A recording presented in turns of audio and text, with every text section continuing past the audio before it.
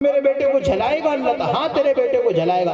فوراً وہ ماں تڑپ اٹھی کہ نہیں یا رسول اللہ، میں ایسا نہیں ہو سکتا کہ میرے بیٹے کو جلتا دیکھ لو، میں نے علقمہ کو معاف کر دیا۔ تو میں سنا رہا تھا کہ ماں کے قدم کو ہاتھ لگاؤ، وہ ماں معاف کر دیتی ہے، فوراً معاف کر دیتی ہے۔ تو ہم نے اگر حقوق العباد ضائع کیے ہیں، باپ کا حق ضائع کیا ہے، کبھی باپ کو ناراض کیا ہے، کبھی ماں کو ناراض کیا ہے، کبھی اپنے دادا دادی کو ستایا ہے، کبھی رشتہ داروں کو ستایا، ایک مرتبہ ان سے معافی تلافی ہو جائے۔ اور کسی کا مالی حق ہم نے دبایا ہے تو یہ تو ہماری ذمہ داری ہے، کسی کا قرضہ ہم نے کھا رکھا ہے تو ہماری ذمہ داری ہے، آخرت کا سوال ہے، آخرت کو اگر سنوارنا ہے تو دنیا کے حقوق تو ادا کرنے پڑیں گے۔ وہ تو حج بھی کر کے آ جائیں گے تب بھی یہ دنیا کے حقوق جو ہیں وہ معاف تھوڑی ہوتے ہیں، حقوق العباد تو معاف ہوتے ہی نہیں جب تک کہ ان کو ادا نہ کر دیا جائے۔ چنانچہ حقوق العباد کی تلافی ہو جائے، اگر کسی کا دل دکھایا ہے تو اس کو راضی کر لے اور رب سے دعا کر لے، پھر کیا ہوگا؟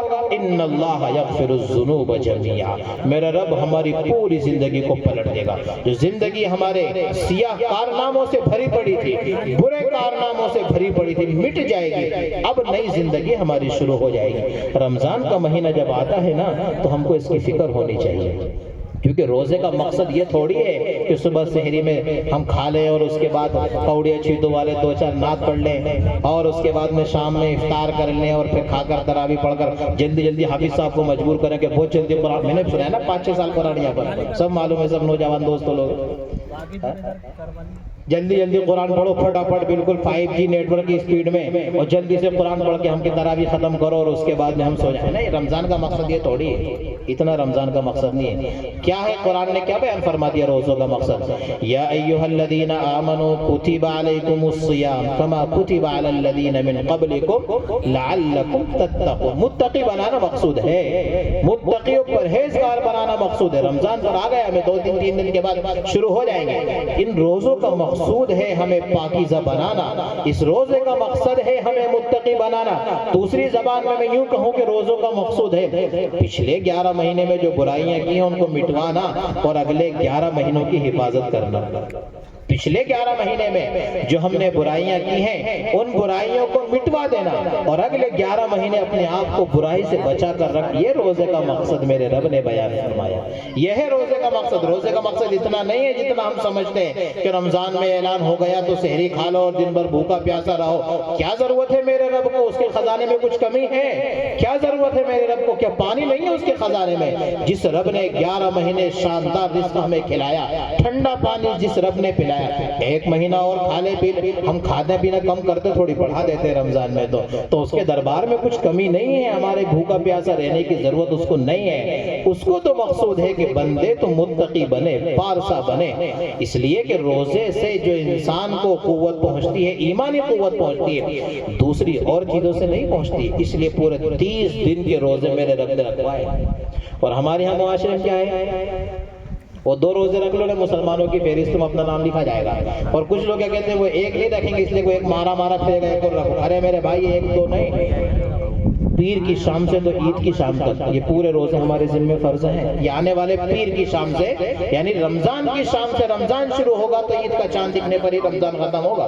وہ 2 دن کے لیے رمضان نہیں آتا۔ وہ کچھ لوگوں کے آتا ہوگا جن کے یہاں ہفتے میں صرف جمعے کی نماز آتی ہے، وہ ان کے یہاں رمضان میں صرف 2 دن کے لیے آتا ہے۔ روزے 30 دن کے لیے آتے ہیں، نماز دن میں 5 مرتبہ آتی ہے۔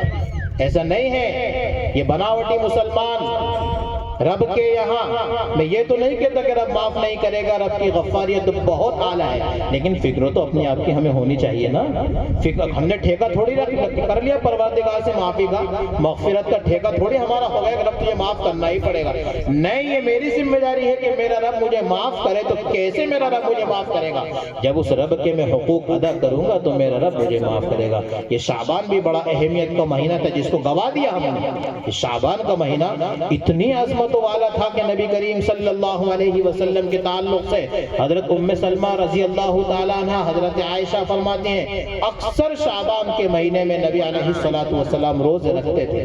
کیوں روزے رکھتے تھے؟ تاکہ رب ذوالجلال کے یہاں سے سال بھر کا جو ریکارڈ کے ہونا ہے، چونکہ اگلے سال بھر میں جو کچھ ہونا ہے، موت آنی ہے تو اسی شعبان کے مہینے میں لکھی جاتی ہے کہ اس بندے کی موت آنی ہے، کچھ نقصان ہونا ہوتا ہے، کچھ نفع ملنے کا ہوتا ہے، اسی شعبان کے مہینے میں سب پروردگار کے یہاں تحریر ہوتا ہے۔ میرے نبی علیہ السلام شعبان کے مہینے میں اکثر روزے رکھتے تھے، کیوں؟ جس دن میرے رب کے یہاں سے میری موت کا فیصلہ ہو رہا ہو تو اس دن میں رب کے لیے بھوکا اور پیاسا ہونا تھا۔ نبی علیہ السلام رمضان کے استقبال میں شعبان سے تیاری کرتے تھے، ارے رجب سے تیاری کرتے تھے، شعبان سے نہیں۔ جب رجب کا چاند دکھتا تو کیا دعا پڑھتے تھے؟ اللہم بارک لنا فی رجب و شعبان وبلغنا رمضان۔ 2 مہینے پہلے سے انتظار کرتے تھے۔ جب بڑی شادی